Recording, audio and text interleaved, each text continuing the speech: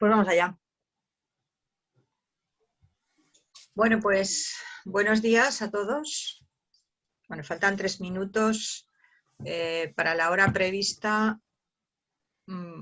Quería ver si había ya gente suficiente conectada. No veo 8, solo 8 participantes. Había un total de apuntados de algo más de 50. Pero bueno, nos esperamos un poquito más porque son menos 3 minutos y a veces la gente es muy puntual.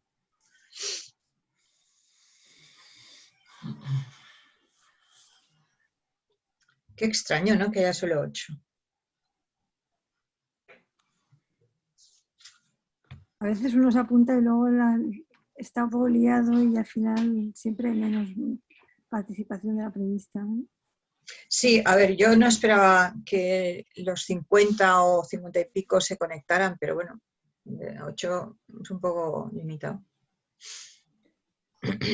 Ese es Aurora, es el problema de los webinars, claro. Que hay primero sobresaturación y luego que la mayoría de los que nos conectamos estamos haciendo otras tareas al mismo tiempo y al final se conectan, se apagan, se conectan. Ya, sí. Y la hora, que me dice Celia también, y sí, la hora es un poco complicada también, lo que pasa es que no podíamos hacerlo a otra hora porque era más difícil. De todas formas, me queda un poco el consuelo de que, aparte de los que se conecten, el link va a estar, como lo vamos a grabar, el link va a estar en la web. Y yo creo que eso nos puede dar más juego después. Pero bueno, a ver cómo funciona. No sé si me sabe mal porque es una pena. Luego siempre se van añadiendo los que llegan con un poquito de retraso también. Bueno, también decirles, aunque ahora solo hay conectadas 2 o 3 personas de fuera, pero que cualquier pregunta que las pueden hacer vía chat y las plantearemos. Bueno, nada. A mí esta mañana me han escrito 3 personas que se han inscrito a última hora y eran alumnos, que es decir que no entiendo. Es la disponibilidad de tenerlo online.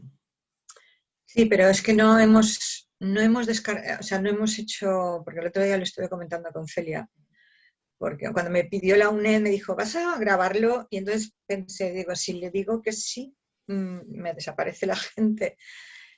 Que bueno, que no pasa nada porque el consuelo de todo esto es que la gente lo vea.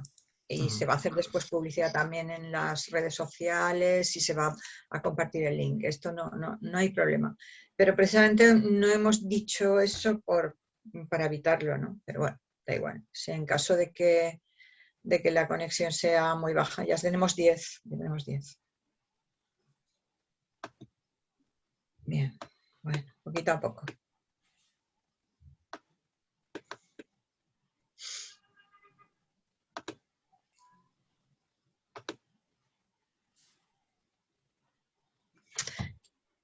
Vale. Pues yo creo que podemos ir empezando y si se va conectando la gente, bien. Y si no, bueno, pues le daremos más difusión, que ya le tenemos prevista en las redes sociales. Bueno, pues buenos días a todos. Bienvenidos al webinar, a esta jornada, seminario, como queramos llamarla, sobre 2 temas o un tema en específico que es conjuga dos líneas de acción y de interés, que son las empresas turísticas y lo que es el problema o la cuestión del cambio climático a través del Pacto Climático de la Unión Europea, sobre todo. Hablaremos también del Pacto Verde, pero lo fundamental es ver primero en qué consiste todo esto que llamamos Pacto Climático, Pacto Verde y las acciones que se están intentando desarrollar desde la Unión Europea y cómo afecta esto a la empresa turística. A mí, sobre todo, me preocupa mucho lo que son las pequeñas y medianas empresas turísticas, porque son las que realmente tienen más necesidad, no solo de información, sino también de algún tipo de soporte y ayuda de cara a hacer frente a toda esta, esta problemática, ¿no?, que tenemos con el cambio climático y las ayudas que se han instrumentalizado. Bueno, yo lo que voy a hacer es presentarme yo y presento también la cátedra que dirijo, y después cada uno de los 3 participantes se presentarán ellos mismos brevemente o como consideren cuando empiecen su intervención. Bueno, mi nombre es Aurora Pedro, soy profesora del Departamento de Economía Aplicada de la Universidad de Valencia y soy directora de la Cátedra de Nueva Transición Verde, que se centra en turismo en el caso de la Universidad de Valencia, porque es una cátedra interuniversitaria y tenemos pues varias líneas de acción y de investigación o de trabajo. La nuestra, en la Universidad de Valencia, está centrada en el turismo. La cátedra está financiada por el Gobierno valenciano, en concreto por la Vicepresidencia Segunda, que está desarrollando una línea de acción derivada de una preocupación por todos estos temas del cambio climático y cómo se puede hacer frente, ¿no?, desde digamos, la acción a través de la investigación, la educación, de la divulgación también, y bueno, pues tenemos, digamos, la suerte, ¿no?, de contar con el apoyo del Gobierno valenciano a través de la Vicepresidencia Segunda.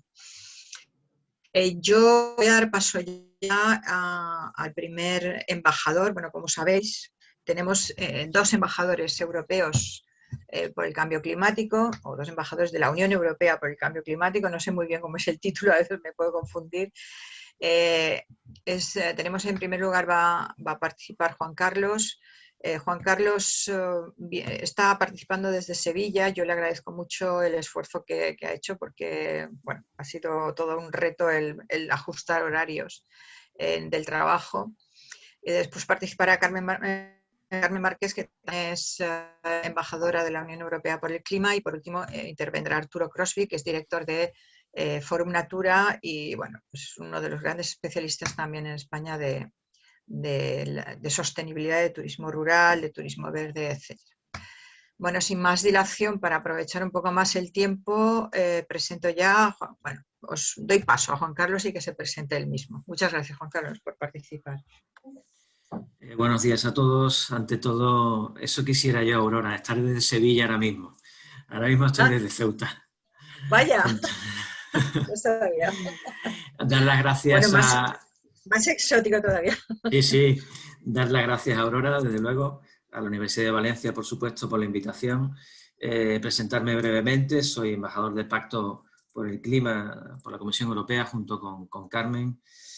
Profesor NBS de la European Schoolnet, colaboro con el Ministerio de Educación en varios proyectos y soy tutor online del INTEF. Bueno, entre otras muchas cosas, ya voy a empezar a compartir y quisiera que me confirmarais, por favor, que lo veis.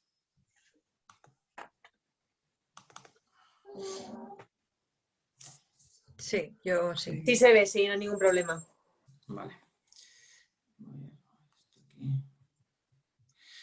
Bueno, el título que le he puesto a esta pequeña presentación es Las pymes dentro de una Unión Europea climáticamente sostenible, siguiendo las indicaciones de Aurora sobre la importancia, la preocupación de las pymes, teniendo en cuenta la situación actual. Para ello, pues he empezado a hablar un poquito del Pacto Verde Europeo, y dentro del Pacto Verde Europeo, cuatro líneas a tener en cuenta, 4 objetivos. El primero, impulsar la industria europea y las pymes. El segundo, impulsar la economía circular. El tercero, el crear un sistema alimentario sostenible. Y el cuarto, preservar la biodiversidad. Creo que ambos, los 4 puntos estos, los 4 aspectos son los más importantes a tener en cuenta. Y de hecho, Carmen también hablará dentro de un rato sobre la importancia también que estas temáticas tienen en Glasgow y van a ocupar unos cuantos días de ahora en adelante.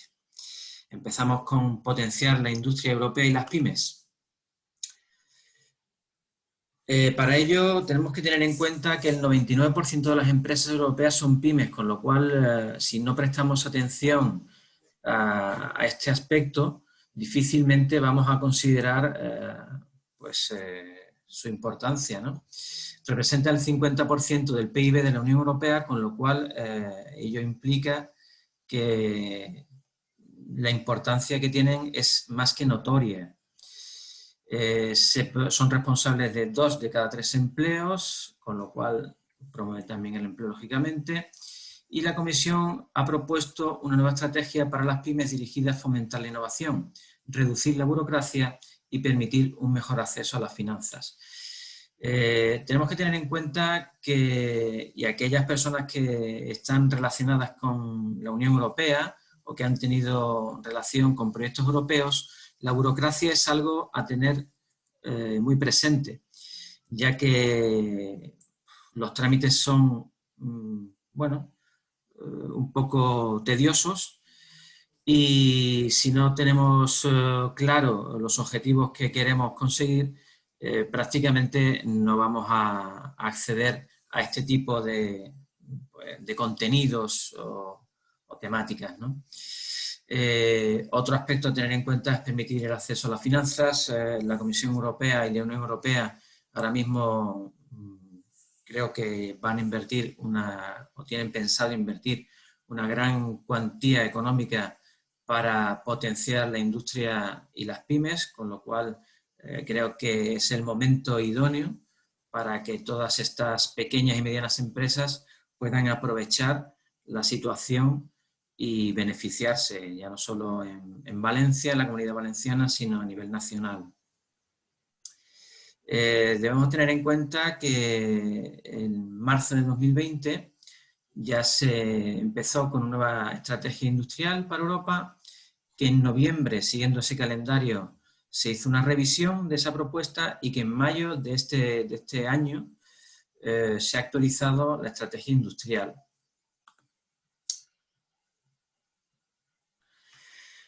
Hay un triple objetivo y sobre todo quisiera resaltar para las pequeñas y medianas empresas, porque es digamos, uno de los puntos más importantes de este webinar, que es que la Unión Europea pretende liderar digitalmente el comercio. El comercio ya no solo online, sino el comercio a nivel físico. Para ello tienen que ser proactivos. Hay que conseguir neutralidad climática. Resaltamos el Pacto Verde Europeo con el Green Deal y el Pacto por el Clima, del que también se va a hablar más adelante. Y conseguir que la industria sea competitiva. Estamos viendo cómo empresas de otros países llegan a España y, bueno, la verdad es que son mucho más competitivos que nosotros. Y bueno, ello nos hace tener que pensar o tener que replantearnos ciertas cuestiones, porque si Europa y España no es competitiva, ya sea a través de las pymes turísticas, pues difícilmente vamos a poder salir de esta situación. Debemos tener en cuenta que, bueno, España tiene un potencial turístico importantísimo, pero el norte de África, y yo que soy del norte de África os lo puedo asegurar, el norte de África se lleva gran parte del mercado turístico. Entonces, bueno, creo que España, además de sol y playa, tiene mucho más que ofrecer para ser competitivo y estamos ahí, ¿no? Debemos estar y ser punteros en ello. Voy a ir acelerando un poquito. En cuanto al siguiente punto que aparece ahí, en marzo de 2020, nueva estrategia industrial para Europa, debemos tener en cuenta que las iniciativas conocidas como alianzas industriales han dado frutos. Y es que hoy en día da igual que se hable de turismo o se hable de otra temática, las alianzas son esenciales. Se trata de unir sinergias, se trata de aunar esfuerzos, aunque sean de distinto ámbito, aunque sean de distinta temática, pero hemos podido ver, y de hecho ahí están los resultados, como la Alianza Europea por el Hidrógeno Limpio han dado sus frutos, industrias, por ejemplo, que están relacionadas con hipocarbónicas, también han dado sus frutos, industria con materias primas, también siguen dando sus frutos. Entonces, la unión de todas estas fuerzas, de todas estas sinergias, tienen que tenerse en cuenta, en consideración.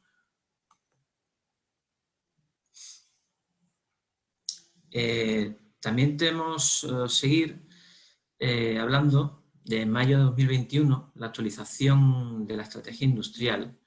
Estrategia actualizada que responde a los llamamientos para determinar y supervisar los principales indicadores de la competitividad de la economía de la Unión Europea en su conjunto. Una integración del mercado único. Esto debemos resaltarlo, ya que muchos países, y ya lo estamos viendo y lo hemos visto con Reino Unido, con el Brexit, ya han dado pasos para salir de esta Unión Europea. Yo creo que no es el momento ni el lugar, en este caso, para dar pasos fuera de la Unión Europea y dentro de un mercado único. Polonia también está ahora mismo, dando unas indicaciones que van en contra de las directrices de la Unión Europea, y así difícilmente puede haber un mercado único que sea competitivo en esta sociedad global, ¿no? En este mundo global en el que Estados Unidos, China y Europa están siendo los actores más importantes, ¿no? El crecimiento de la productividad, la competitividad internacional, la inversión pública sobre todo, y la privada en inversión en I+D, en investigación y desarrollo. Creo que la industria o la empresa privada, junto con la pública, tienen que unirse, y creo en este caso que es muy esencial, muy importante el que ambos sectores, el privado y el público, se unan, porque es así como se puede producir una mayor productividad y que sea satisfactorio para toda una sociedad, ¿no? No creo que lo privado, el sector privado y la empresa pública deben estar separadas, ¿no? Bueno, pues seguimos.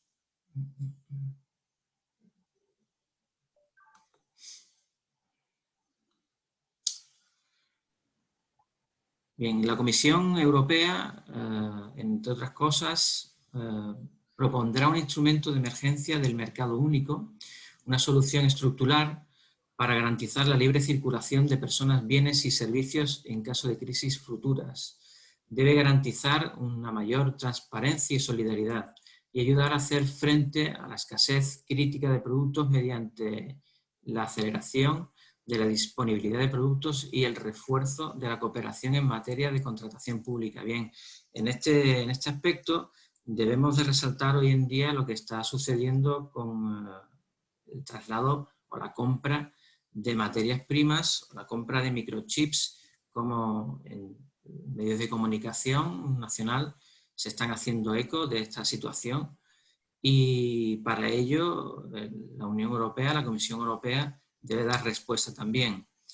Debe aplicar también plenamente la Directiva de Servicios, debe reforzar la vigilancia del mercado de los productos y debe movilizar inversiones significativas para apoyar a las pymes. Todo ello hará que el sistema en general se refuerce y pueda ser competitivo a nivel europeo y a nivel nacional.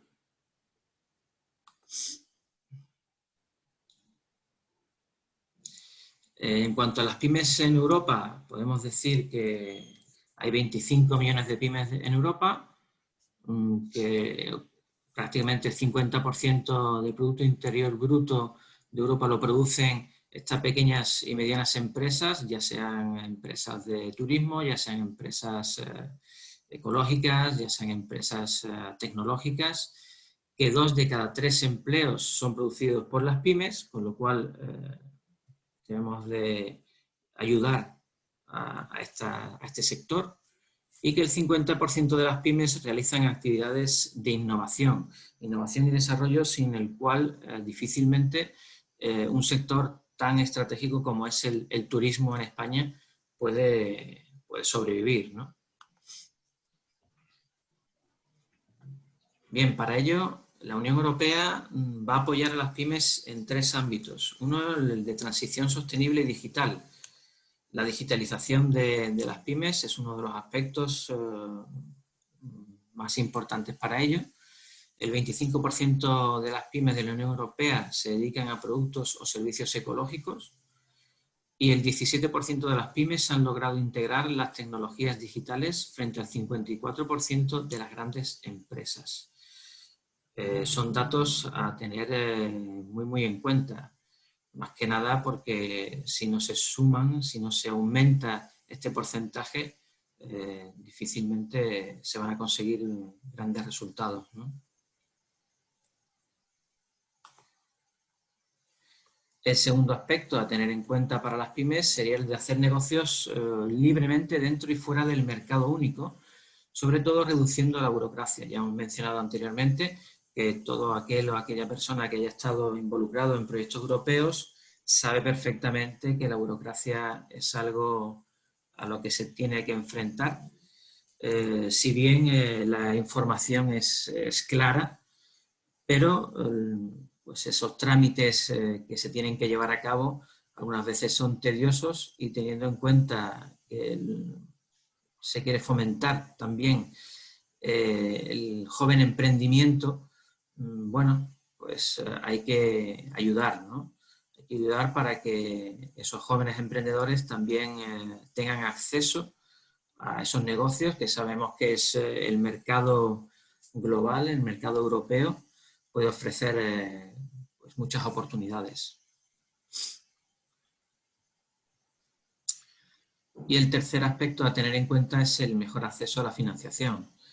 Establecer un fondo de oferta pública inicial para pymes cuyas inversiones se canalicen mediante un nuevo fondo público-privado creado en el marco del programa InvestEU, y lanzar una iniciativa de financiación con perspectiva de género para estimular la financiación de empresas y fondos dirigidos por mujeres.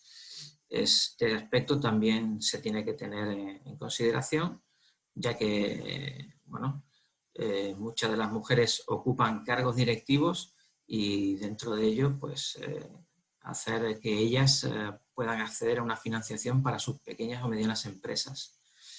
Crear iniciativa a escalar, un mecanismo para incrementar la cuantía de los fondos de capital de riesgo y atraer más inversión privada a fin de contribuir al crecimiento de las empresas de alto potencial. Volvemos a unir las sinergias, capital privado con capital público, sector público y privado se tienen que unir. Todo ello va a impulsar una economía circular, que es lo que la Comisión Europea también presenta y pretende, ¿no? Una economía circular que se centra en la electrónica y las nuevas tecnologías, en baterías y vehículos, en envases y plásticos, en textiles, en construcción de edificios y en cadena de comida, en la alimentación.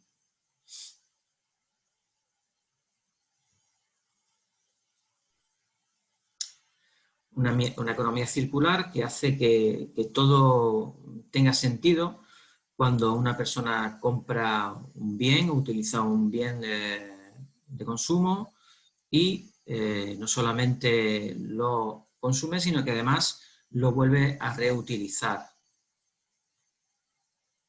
Para ello también se tiene que crear un sistema alimentario sostenible. La alimentación es otro campo a tener en cuenta dentro de la temática presentada por el Pacto Verde Europeo. Y también preservar la biodiversidad, no solamente la alimentación, no solamente inversión y desarrollo, sino, bueno, pues ahora mismo Sabemos que el medio ambiente es esencial, ya lo estamos viendo, y gracias a la calidad del aire, en este caso, podemos vivir, en este caso, mejor, y estamos sufriendo también el tema del COVID-19.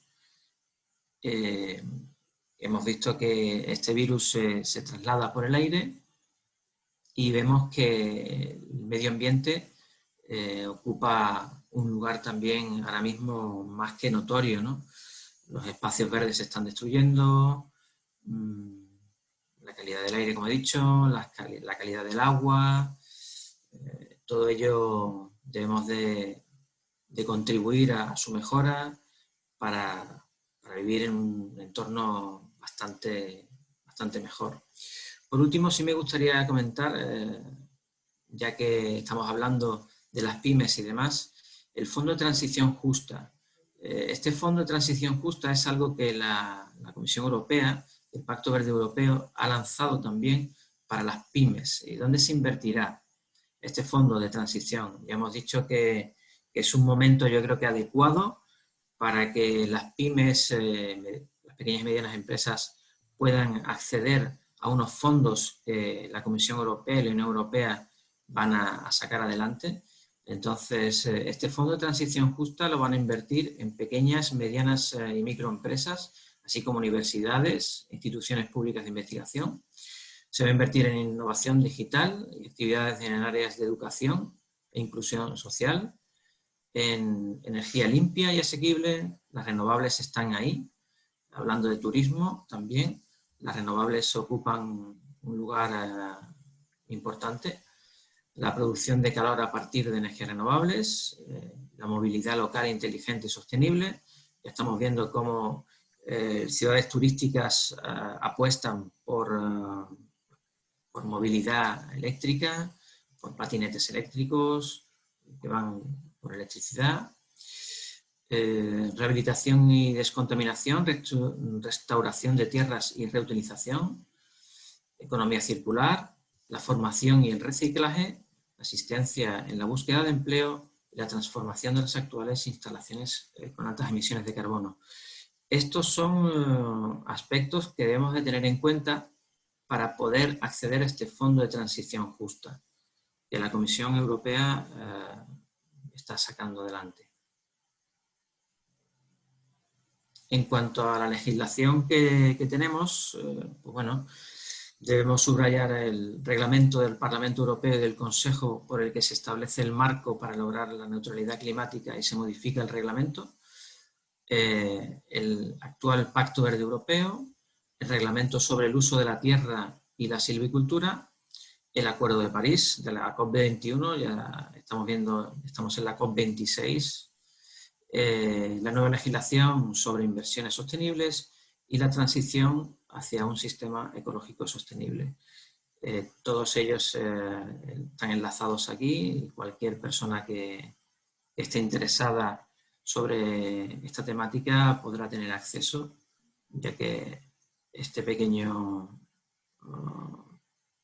ponencia se va a dar a la coordinación de la misma.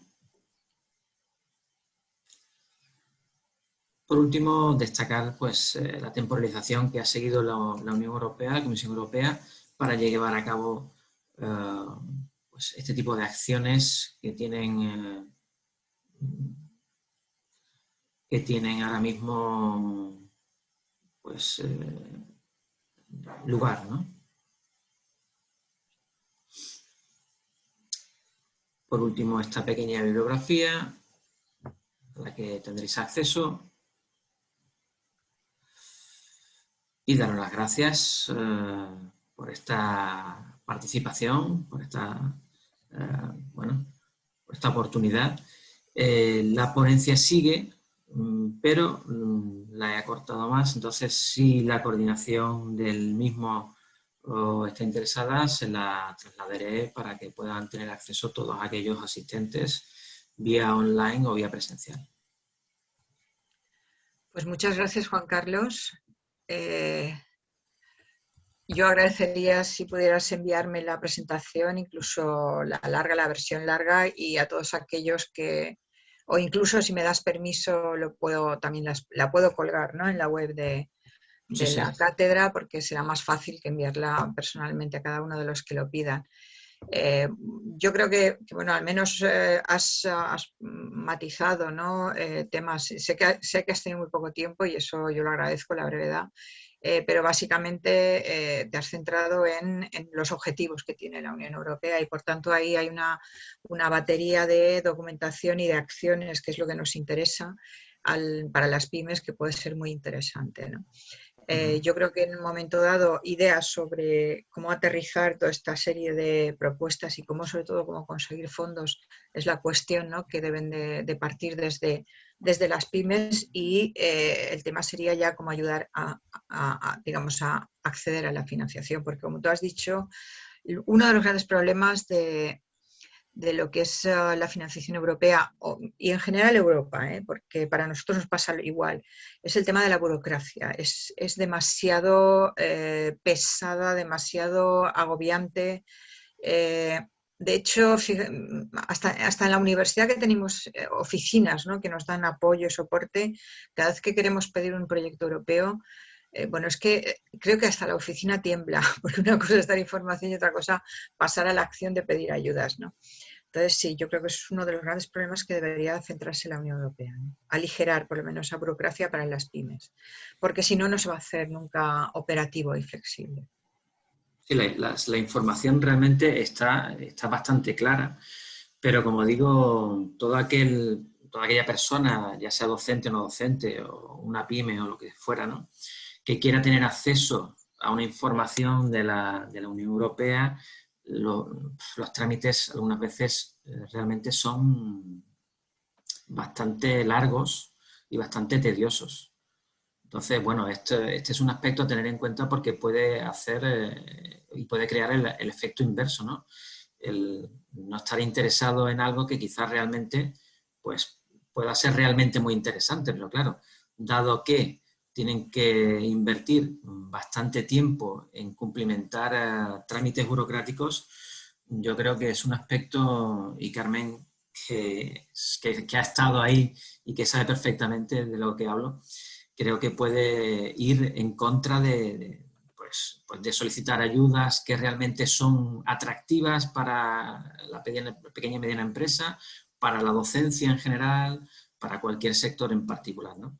Entonces, bueno, creo que la Unión Europea y la Comisión Europea se tienen que centrar mucho en facilitar, sobre todo, la tramitación burocrática de todos estos trámites y procesos, y yo estoy súper seguro que España, Valencia y cualquier ciudad de Europa se puede beneficiar de ello, ¿no? Pues muchas gracias. No sé si hay alguna pregunta en el chat, y si no, a lo largo de si se ocurre a los conectados, bueno, pues estaremos pendientes por si tenéis alguna duda y podemos plantearla. Pasamos a Carmen Marqués. Bienvenida, Carmen, una pequeña presentación. Hola, buenos días. Mi nombre es Carmen Márquez Ruiz y yo era parte de esa burocracia europea hasta febrero de este año. Empecé a trabajar en la Comisión Europea en 1987, poco después de que España se hiciera miembro de las Comunidades Europeas en aquella época, y he trabajado en la Comisión Europea y luego en el Servicio de Acción Exterior durante más de 30 años, sobre todo en temas de política exterior, derechos humanos y democracia, medio ambiente, cambio climático, en relaciones con diferentes regiones del mundo, como América Latina, como la Unión Soviética en la época de la perestroika, en temas también institucionales sobre política exterior, con la entrada en vigor del Tratado de Maastricht. Pero bueno, acabo de volver a Valencia y precisamente me acaban de nombrar embajadora del Pacto Climático Europeo, como a Juan Carlos y a otras 40 personas que hemos sido nombradas embajadoras en España. Y actualmente mi tarea es un poco intentar aumentar la conciencia de la importancia de luchar contra el cambio climático acompañar iniciativas ciudadanas para luchar contra este cambio climático, participar en este tipo de eventos, también un poquito luchar por que todos tengamos más conciencia de la importancia de este tema y también porque precisamente estas políticas europeas que están bastante bien definidas se empiecen a realizar en la práctica y canalizar las muchas iniciativas que hay en Valencia y en España a favor del medio ambiente, sabiendo que es una tarea inmensa. Muchas veces ocurre que la mano derecha no sabe lo que la mano izquierda está haciendo. Por ejemplo, en España hay una representación de la Comisión Europea en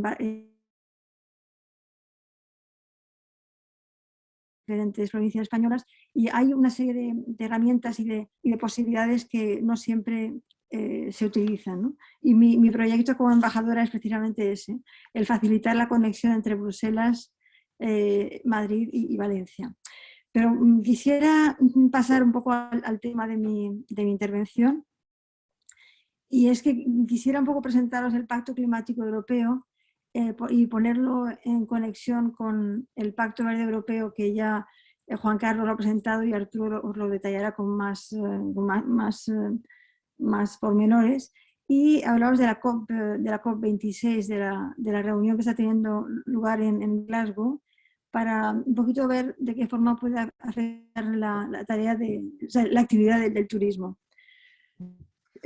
Os tengo que decir que yo no soy economista, yo soy una jurista, y una jurista internacional. De hecho, empecé trabajando en la Universidad de Valencia como asistente de Derecho Internacional y hice un doctorado de Derecho Internacional Medioambiental en la Universidad Complutense.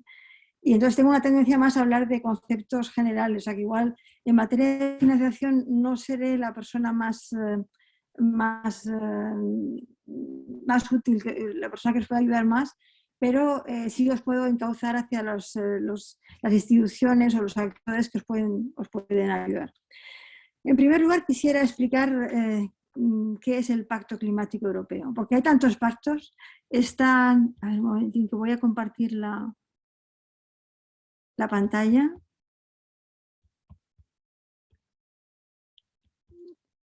A ver. Y voy a ponerlo en marcha. Hay muchísimos pactos. Está el Pacto Verde Europeo, el Pacto Climático Europeo, el Pacto por la Inmigración. O sea, hay tantos pactos, al final uno se desorienta. Tengo que deciros que este Pacto Climático Europeo o este Pacto Europeo por el Clima forma parte del Pacto Verde Europeo al que se ha referido Juan Carlos. El Pacto Verde Europeo es el marco general y el Pacto Climático Europeo es una iniciativa concreta que lo que intenta es movilizar a la ciudadanía para que haya cambios de comportamiento y haya una movilización general para luchar contra el cambio climático. Es necesario un pacto europeo por el clima.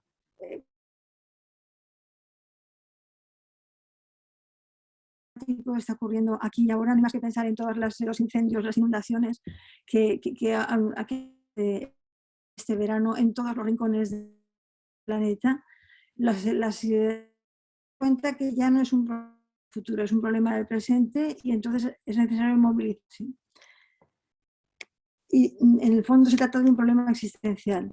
Y hay que tener en cuenta que la Unión Europea es una línea, la acción internacional. Y esto se está viendo, por ejemplo, en la conferencia de Glasgow, que está sobre el cambio climático, porque ya está demostrado que los humanos hemos cambiado el clima de la Tierra. En este diagrama tenéis las diferentes componentes del Pacto Verde Europeo, pero no voy a entrar en ellas, simplemente deciros que el cambio climático forma uno de los componentes, pero hay otros muchos temas que están incluidos en el Pacto Verde Europeo. El reto que los esfuerzos de tener aumentar la ambición y hacer que los acuerdos internacionales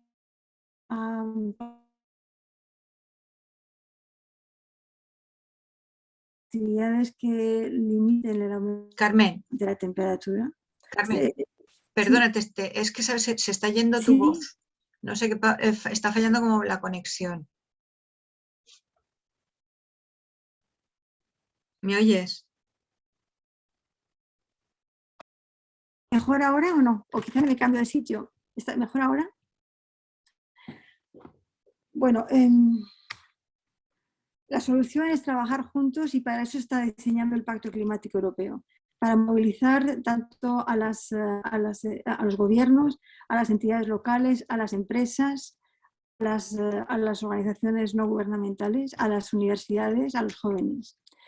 Este Pacto Climático Europeo implica diferentes iniciativas, como os he dicho, involucrar a los ciudadanos, apoyar la gobernanza, también crear una red de embajadores. Actualmente somos más de 500 embajadores en toda Europa y en otros países. En España somos 40.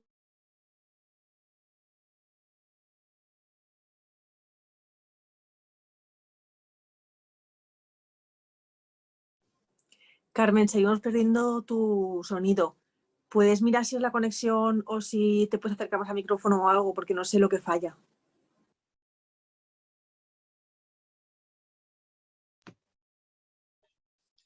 Difícil, dada la evidencia, pero quizá cada vez más nos enfrentaremos a una problemática a la hora de decidir qué actividades tienen prioridad sobre otras, ¿no? O qué sectores de la población merecen ser apoyados frente a otros. Animar reuniones y eventos en línea como este y aprovechar y respaldar iniciativas existentes. Se trata de potenciar un cambio de comportamiento, un cambio positivo que se refleja a la hora de adoptar compromisos y de desarrollar actividades. Como os he dicho, somos unos 500 embajadores del Pacto Climático y somos personas de trayectorias muy diferentes, pero todos estamos comprometidos por el clima. Y nuestra tarea es establecer contactos con diferentes organizaciones, difundir e inspirar acción por el clima. Tenemos que predicar con el ejemplo y nuestro objetivo también es hacer de puentes entre la sociedad civil, las diferentes partes interesadas y la Comisión Europea. En eso, por ejemplo, intento utilizar un poco mi experiencia anterior para facilitar esta conexión entre la sociedad española y las instituciones europeas. Concretamente, en el Pacto Climático Europeo ahora estamos desarrollando una iniciativa que es muy interesante, que se llama en inglés Peer Parliaments, que son parlamentos de iguales. Y tenemos como tarea a todos los embajadores el organizar pequeñas reuniones con entre 5 y 10 personas para hablar de qué tipo de iniciativas podemos tomar en diferentes sectores. Por ejemplo, este mes el tema es el de la movilidad sostenible. Entonces, estamos empezando a organizar reuniones con amigos, con conocidos, para hablar de este tema, para ver cuáles son las diferentes opciones que se consideran como alternativas al status quo actual. Y la idea es hacer después de ese tipo de reuniones, hacer una especie de resumen y trasladarlo a la Comisión Europea y a las instituciones europeas para que sea tenido en cuenta en el marco del debate para la conferencia sobre el futuro de Europa, que está teniendo lugar actualmente. También trabajamos sobre campañas temáticas. Ahora, por ejemplo, estamos trabajando sobre el transporte sostenible, que también tiene mucho que ver con el turismo sostenible, claro. Y el próximo tema será energía y dentro de poco también trataremos del tema del consumo, de cómo consumir menos. En España estamos coordinándonos, Juan Carlos lo sabe muy bien, hemos tenido varias reuniones de coordinación y nuestra idea es un poquito crear una redes de trabajo para tener más impacto y complementarnos. Vamos a hacer un evento de presentación en Madrid el 3 de diciembre, al que os invito a participar o al menos a seguir en las redes, y nos va a apoyar la oficina de la Comisión Europea en España, y a él estaremos invitados todos los embajadores españoles. También tendremos un evento similar de presentación en la Comunidad Valenciana el 9 de diciembre. Y es importante, o sea, tendrá lugar en la Universidad Politécnica de Valencia, pero también es importante que la Universidad de Valencia esté implicada. Y tenemos también un proyecto interesante que es el de empezar a organizar una vuelta por España de los embajadores para movilizar también en las diferentes regiones españolas a los ciudadanos y a la sociedad civil. El Pacto por el Clima tiene la intención de movilizar a las comunidades locales, a la sociedad civil, a las escuelas, a las empresas y a través de una serie de compromisos con el fin de lograr un comportamiento de los individuos y de las empresas, incluidas las multinacionales. Hay que también resaltar una filosofía importante de este Pacto por el Clima, es que es un pacto inclusivo. La idea es movilizar a toda la sociedad y que cada uno contribuya en función de su contexto y de sus posibilidades para que se lleve a cabo esa transición ecológica tan necesaria para luchar contra el cambio climático. Esto es la presentación que tenía sobre el pacto climático, pero querría ahora pasar a daros unas cuantas pinceladas sobre dos temas que están muy conectados. Uno, el Pacto Verde Europeo y otro, la COP26. Pero no os asustéis que no voy a decir mucho sobre el Pacto Verde Europeo porque ya es objeto de las presentaciones tanto de Arturo como también lo ha sido parte de Juan Carlos. Simplemente tengo que decir que hay un cambio cualitativo con la Comisión Europea actual por lo que se refiere a esos temas de ecología y medio ambiente. Ya no se trata como antes de una pequeña parcela que se tenía que considerar pero que no influía en los demás sectores de la actividad económica y social. Ahora se trata de un pilar fundamental de la estrategia de la Comisión Europea para estos próximos años, lo que significa que todas las otras actividades tienen que integrarse en ese nuevo marco conceptual. Y hay tres ejes importantes. Uno es la reducción de las emisiones, o sea, tenemos como objetivo llegar a ser el primer continente neutro desde el punto de vista climático en 2050, pasando por la reducción de 55% de las emisiones en 2035. Y en segundo lugar también está la idea esta de respetar un poco los límites de nuestro planeta a la hora de utilizar los recursos naturales y por fin hacer esa transición ecológica también sea una transición justa, que no olvide a los más vulnerables, para que nadie se quede atrás siguiendo los principios de la Agenda 2030 de Desarrollo Sostenible. Y ahora quisiera también daros unas cuantas pinceladas sobre la COP26 porque tengo la suerte de tener previsto estar allí la próxima semana. Me voy el domingo y voy a estar una semana allí y voy a participar en un evento que organiza la Comisión Europea precisamente sobre el Pacto Climático Europeo. Estará presidido por el vicepresidente, el señor Timmermans, y seremos unos cuantos embajadores del Pacto Climático que precisamente presentaremos cuáles han sido un poco nuestras conclusiones después de hacer estas reuniones de las que os hablaba de Peer Parliaments. Este evento tendrá lugar el 10 de noviembre a la 1 de la tarde. Pero bueno, si quieres ya, Aurora, luego te pasaré los detalles por si interesa a algunos participantes seguirlo.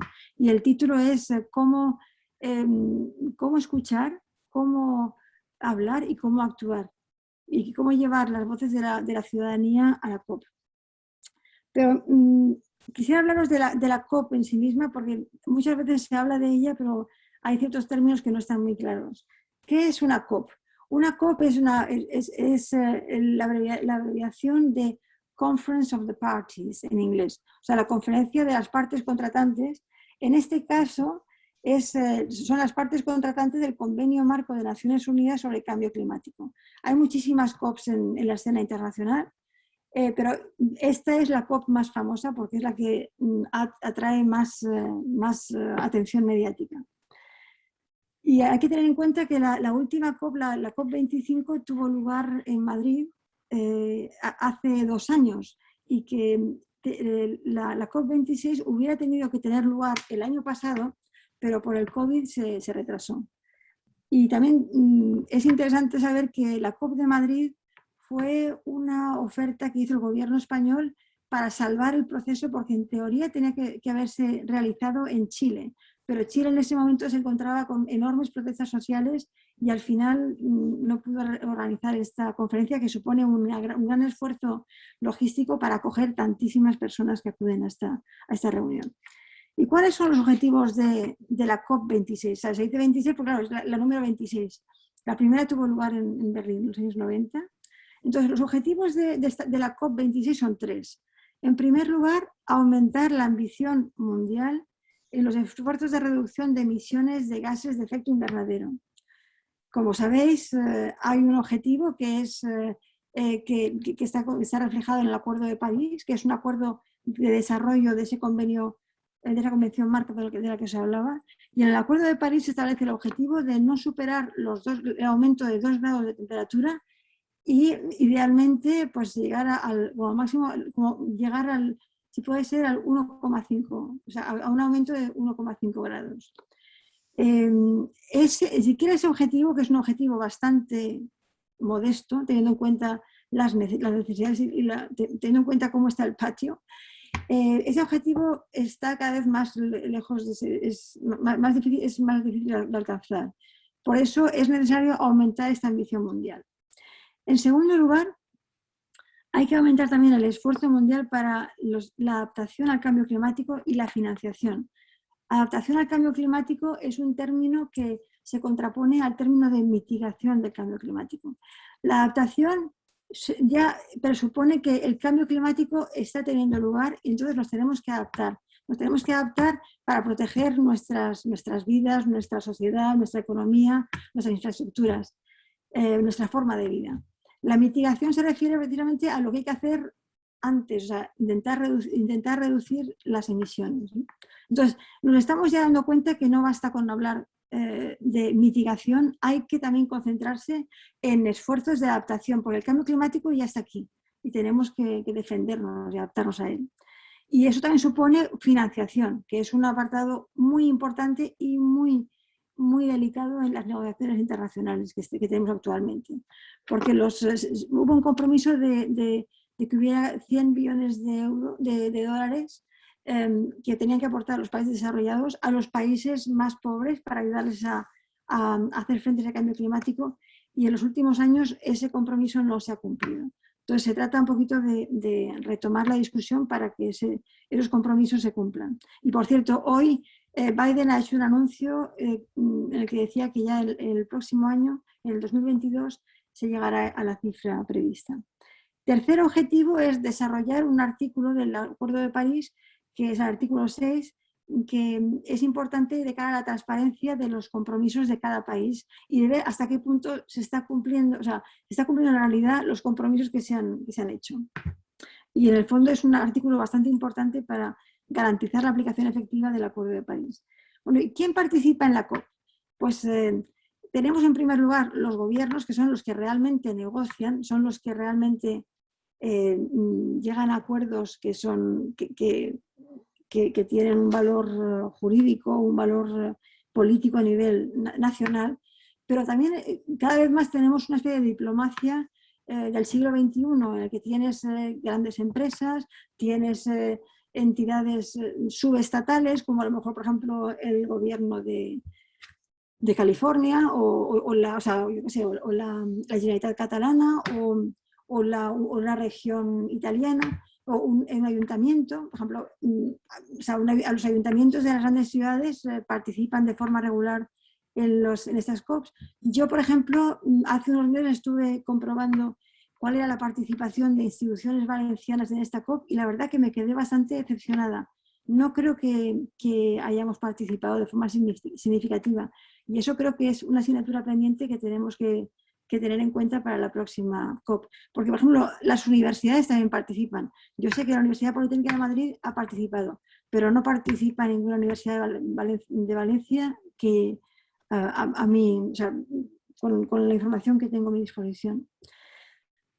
Y bueno, hay unos ausentes interesantes. O sea, no sé si lo sabéis, pero el presidente de China no ha participado, Putin tampoco ha participado, y eso se ha entendido como una especie de desprecio, de un talante poco interesado en llegar a acuerdos internacionales que se le pueden exigir a estas dos grandes potencias que tienen una gran responsabilidad precisamente en la emisión de gases de efecto invernadero. Por ejemplo, China es el primer emisor.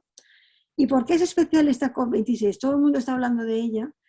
Creo que hay 4 razones. Una es porque se ha retrasado, ya os lo he dicho. Tenía que haber tenido lugar el año pasado, pero no se pudo hacer por el COVID.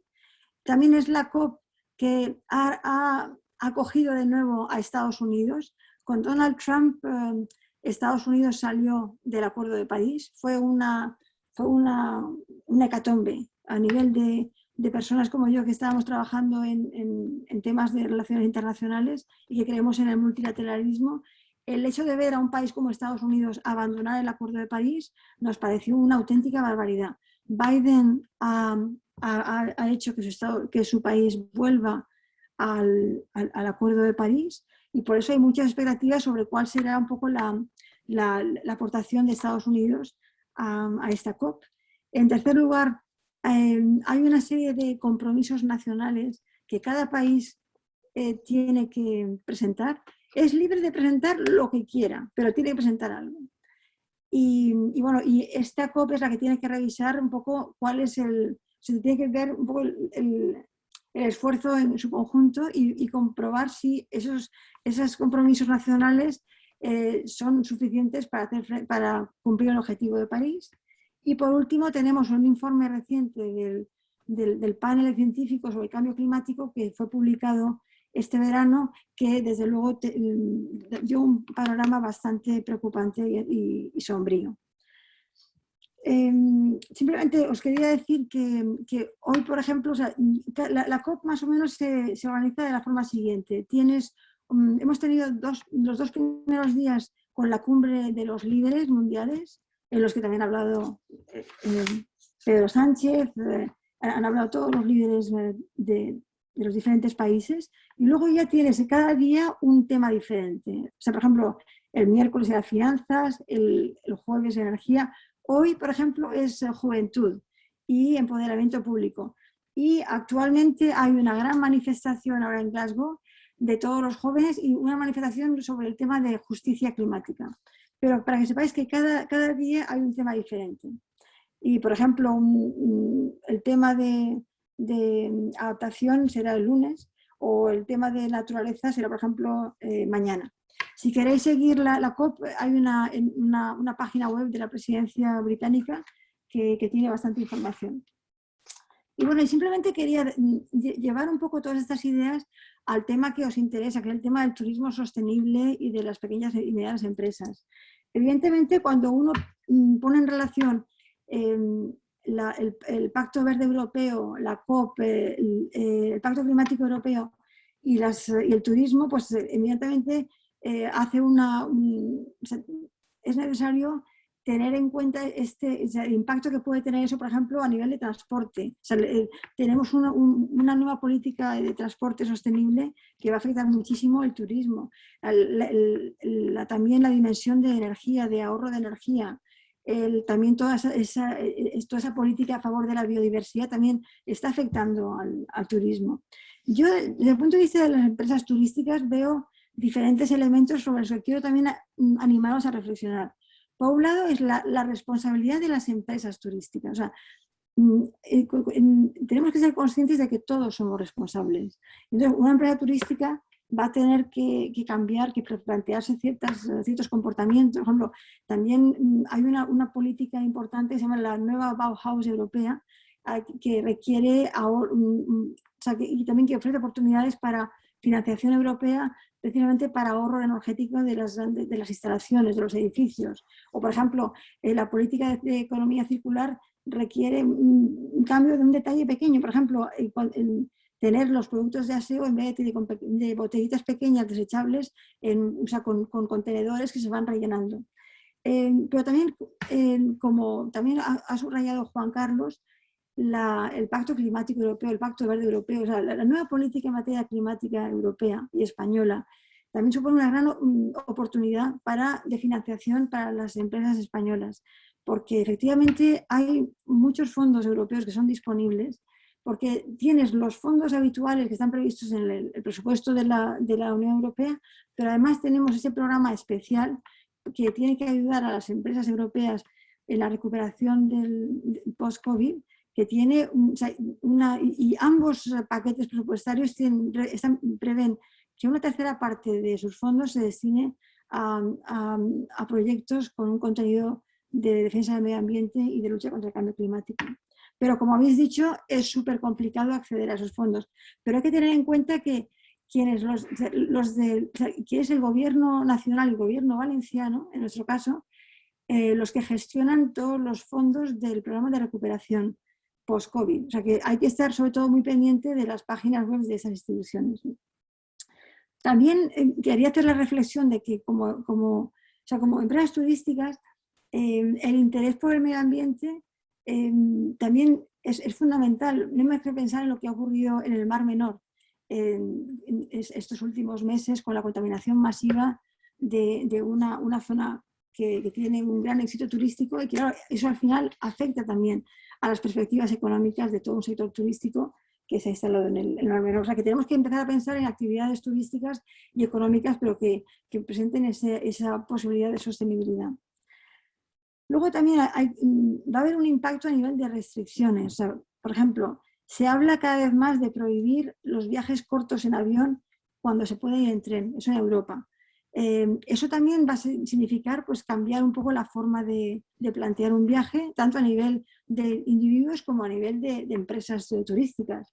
Y en definitiva, creo que habrá que reinventarse. Creo que nos tenemos que reinventar todos y las empresas turísticas también. Por ejemplo, pensar en hacer circuitos turísticos en bicicleta o recorridos por la naturaleza, pero creo que con el COVID ya nos hemos ido acostumbrando a ese tipo de planteamiento. Y bueno, y quizá quisiera acabar ya, porque creo que ya he hablado bastante, con un par de propuestas, porque a mí me gusta pensar también en positivo y en ideas para colaborar. Una es la siguiente, es que os he mencionado que tenemos los embajadores del Pacto Climático Europeo en España, tenemos la intención de iniciar una vuelta por España en enero del año que viene. Y la idea sería ir recorriendo las diferentes regiones de España y recabando la colaboración de todos los embajadores del Pacto Climático Europeo que estén disponibles. Y entonces querría hacer un ofrecimiento a ti, Aurora, y a los participantes en este webinar para que reflexionáis en cómo podríamos también tener ese toque de turismo sostenible en esa vuelta por España de los embajadores y para ver cómo nos podréis apoyar. Porque hay que tener en cuenta que la primera etapa de este viaje por España de los embajadores va a ser en Valencia, en Quart de Poblet. Tenemos un embajador valenciano, Juan Medina, que nos ha hablado que está organizando una semana de cambio climático y medio ambiente en Quart de Poblet a finales de enero. O sea que, y ahí queremos invitar a todos los embajadores españoles. O sea que eso es una idea que os lanzo. Y bueno, y la segunda propuesta es que os he hablado también de estos parlamentos de pares, o sea, en inglés es peer parliaments. Entonces quizá podríamos organizar un peer parliament a lo mejor con alumnos tuyos, Aurora, o con empresas turísticas, porque ahora, por ejemplo, tenemos el tema del transporte sostenible y el transporte es un tema que os afecta muchísimo. Entonces, pues es un tema en el que también sería importante escucharos y ver si las propuestas que se están manejando tienen sentido o si creéis que igual hay otras ideas que no se han tenido en cuenta que también tendríamos que recabar. Y por último, os quiero también comentar que hay un evento organizado por la Unión Europea en la COP el día 11 de noviembre sobre turismo sostenible. Y es el 12 de noviembre a las 12:30 de la tarde. Se llama Sustainable Tourism as a Driver to Achieving Global Climate Neutrality. Y creo que os puede interesar mucho. Y eso es todo. Muchas gracias por la atención y estoy encantada de contestar a vuestras preguntas. Bueno, muchas gracias, Carmen. Creo que has dado una visión muy casi integral, ¿no? de un poco la actuación o la acción, ¿no? de la Unión Europea.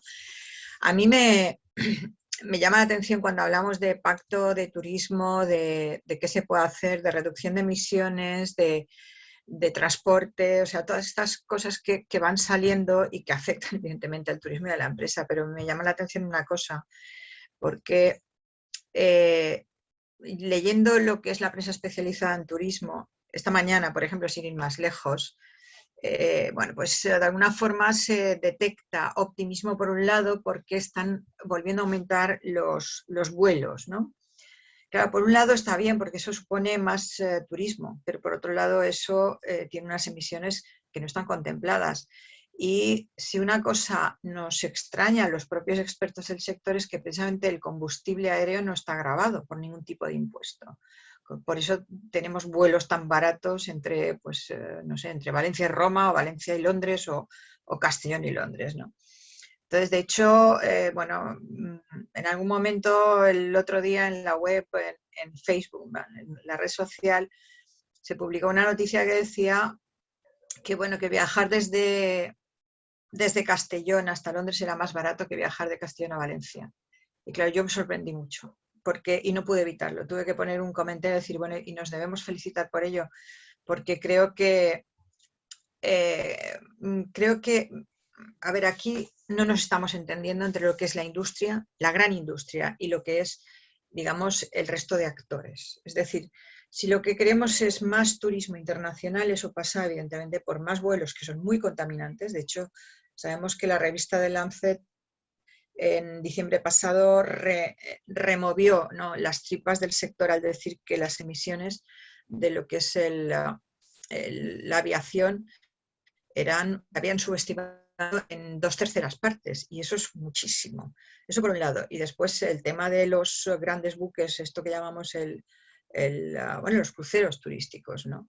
Bueno, la contaminación también parece ser que es un elemento muy destacado, ¿no?, de este tipo de turismo. Entonces, claro, cuando tú dices, bueno, hay que reinventar cómo lo hacemos, tiene que ser transporte más sostenible, con menos impacto, sí, a nivel local, cuando llegamos al destino, probablemente eso se puede ya ir trabajando. Pero ¿cómo trabajar el resto? Porque, claro, ahí el sector se enfrenta a un reto importantísimo. Si realmente se van a reducir las emisiones, van a reducir hasta que tengamos, como mínimo, hasta que tengamos una nueva energía, que no sea fósil, que no sea contaminante. O sea, ¿cómo combinamos estos objetivos? Porque sinceramente no lo sé. Y es ahí donde a mí me da muchísimo miedo, ¿no? Sí, Aurora, si me permites, efectivamente, es uno de los temas que se está discutiendo, es precisamente el hecho de que hasta ahora la aviación, el combustible para los aviones estaba exento de impuestos, y es una de las medidas que ha previsto la Comisión Europea modificar. En julio pasado, la Comisión adoptó un paquete de medidas que se llama Fit for 55, que significa preparados para el año 55, perdón, preparados para reducir las emisiones a 55%, y una de las medidas es introducir una tasa para el combustible de los aviones, porque efectivamente no tiene sentido. Si queremos desincentivar ese tipo de transporte, o por lo menos hacer que su contaminación tenga también un reflejo a nivel económico, ¿no? Es fundamental. Eso es uno de los temas que se está discutiendo, es cómo se puede modificar la política fiscal para dejar de subvencionar actividades económicas muy contaminantes, por ejemplo, dejar de subvencionar los combustibles fósiles y apoyar las energías renovables y los cambios que queremos en el transporte. Claro, pero eso supone, por ejemplo, dar prioridad al tren, ¿no? En Europa se podría conseguir. Otra cosa serían los vuelos transatlánticos y demás. Pero ya os digo, es que yo sigo viendo que aquí hay una contradicción. Si tú lees las noticias del sector, la obsesión del sector es que lleguen más turistas internacionales y que lleguen, por supuesto, el medio es el avión, ¿no? Entonces, ahí veo un conflicto. A medio plazo seguro, a corto plazo ya es evidente, pero bueno, no se va a poder hacer nada. Pero a medio plazo y largo plazo yo lo veo como partícipe del sector, ¿no? Y sí que veo que hay oportunidades de trabajar y de modificar hábitos y de diseñar productos sostenibles desde ya un ámbito más, digamos, más local. O sea, ya, por ejemplo, bueno, en todas las ciudades hay tours, hay rutas, no sé, en Valencia ciudad, por ejemplo, que además es una ciudad muy plana, los turistas holandeses, que además es uno de los primeros mercados que tenemos, a ver, tú los ves pasar en bicicleta y, bueno, y te sorprende porque dices, bueno, me encanta, ¿no? O sea, por lo menos estamos haciendo un poquito, ¿no? Poquito a poco. Pero claro, veo que a nivel, digamos, de afrontar el conjunto del sector, la reducción de emisiones, sobre todo en el tema del transporte, va a ser muy complicado, ¿no? Pero bueno. Simplemente quería añadir una cosa, es que es una reflexión general. Yo creo que en el campo, en la discusión sobre el cambio climático, hasta ahora el gran desafío era hacer frente a los negacionistas. Ahora el gran desafío va a ser cómo resolver esos conflictos. El conflicto de cómo está planteada nuestra vida económica y social sobre las bases de una economía sustentada por los combustibles fósiles y cómo hacemos esa transición de forma que sea algo pactado, algo consensual. Porque es que es verdad que yo creo que cada vez más nos vamos a orientar hacia una situación en la que habrá ganadores y perdedores y habrá que solucionar esos conflictos. O sea, hay una política que suena muy bien, pero cuando duele es a la hora de aplicarla. Y eso va a empezar ahora. Sí, sí, efectivamente. Yo creo que lo que duele es a la hora de aplicarla, pero claro, el tema será cómo llegar a esos pactos, porque en momento a la gente le digas el coche no va a poder ser usado como hasta ahora, la gente va a volverse negacionista probablemente, que es lo que ha pasado con las vacunas, digo yo, ¿no? Bueno, no sé, lo dejamos un poquito ahí y damos entrada a Arturo, que está ahí deseoso y ansioso por contarnos su visión. Tienes que activar el micro, Arturo. Vale, ¿ahora? Sí, perfecto.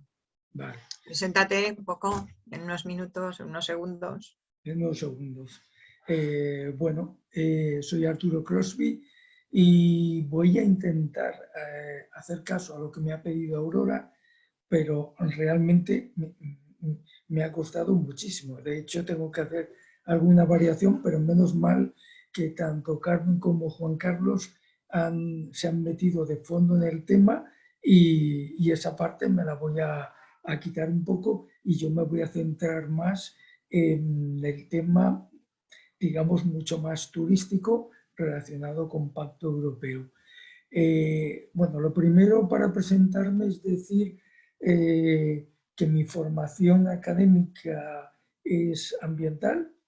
Yo estudié biología ambiental, lo que se suponía que se iba a llamar ecología, pero pues cuando empecé me inventé la especialidad de, llamémoslo, turismo y medio ambiente y lo que ahora se llama turismo sostenible, que cuando yo comenzaba pues esto era hablar de cosas muy raras y prácticamente pues todo el mundo me decía que eso no tenía el mismo futuro y que mejor me olvidase y me dedicase a otra cosa, pero bueno, pues después de muchos años parece ser que tenía yo un poco más de razón que los demás. Pero bueno, quitando eso, voy a entrar a compartir la pantalla, ¿verdad? A ver, no sé si se ve o no se ve. Vale. ¿Me podéis decir si se ve? Sí, vale, perfecto. Bueno, pues entonces me voy a meter en el tema directamente. Yo voy a tratar de ser muy, muy breve y provocar más que haya algo de debate para que sea un poco más entretenido, porque entiendo que los webinars exigen mucha atención y sé que eso cuesta mucho porque a mí soy el primero que me cuesta, ¿no? Entonces voy a tratar de sacar algunas conclusiones de lo que implica el Pacto Verde Europeo y su relación con el turismo y todavía más específicamente con las empresas turísticas, que lamentablemente lo que tengo que anunciar es que esa relación directa está bastante complicada, porque el Pacto Verde Europeo, y entiendo que el Pacto por el Clima también, no están enfocados, ni mucho menos orientados hacia la actividad turística. Específicamente, lo que sí que es cierto es que el turismo, como cualquier otra industria, va a estar afectado muy directamente, va a tener que acogerse a todas las normativas que están surgiendo y a las obligaciones sobre todo de reducción de gases de efecto invernadero, tema de biodiversidad, tema de contaminación, etcétera, etcétera. Es decir, va a tener que cumplir como cualquier otra industria, y lo que no he logrado encontrar realmente es un plan de ayudas específico que relaciona el Pacto Verde Europeo con las empresas turísticas. De hecho, lo que sí que he encontrado es, llamémoslo, la aplicación a nivel financiero, es el tema, me imagino que conocido por todos, de los fondos del Next Generation, ¿no? Y eso, al fin y al cabo, lo que yo lo he desglosado, y toda esta transformación verde de la industria europea se enfoca, en este caso concreto, yo me voy a referir al caso concreto español, de los 140.000 millones que hay asignados para el país. Voy a decir lo que es específicamente transformación verde, que es muy amplia, es el 39% de todos esos fondos, la transformación digital el 29%, la formación el 10,5%, educación otro 10,5%, y investigación y desarrollo un 7%. Y dentro de todo esto, específicamente para el turismo, estamos hablando del 2,4%, que son más o menos, hablo de memoria, unos 3.200 millones de euros, ¿no? Que es una cifra importante siempre y cuando se sepa aplicar, claro. De eso hay que ver lo que llega realmente a cada digamos, interesados en el tema, ¿no? Vamos. Cuando uno se mete, bueno, te iba a decir, esta diapo es un resumen súper escueto de lo que he conseguido directamente de la oficina del Pacto Verde Europeo. Les hice una consulta hace unos días precisamente para que me dijeran qué había en concreto de líneas específicas para turismo, y esta es la respuesta que me han pasado traducida. La línea se orienta a hacer una co-creación de una transición, igual que siempre, más resiliente, sostenible e innovadora de todo el ecosistema turístico. Bueno, traducido más o menos es que el turismo es, y no le queda otro remedio que ser una actividad resiliente, sostenible. Hace poco me acuerdo en una conferencia, yo insisto en el tema, es que el turismo o es sostenible o no va a ser turismo, no porque quiera o no quiera, sino porque no le queda otra. Y yo me imagino que, no sé si atreverme a decir a corto plazo, pero las normativas van a cambiar y no va a haber muchas opciones de escoger si ser o no ser sostenible, sino que va a ser obligatorio, ¿no?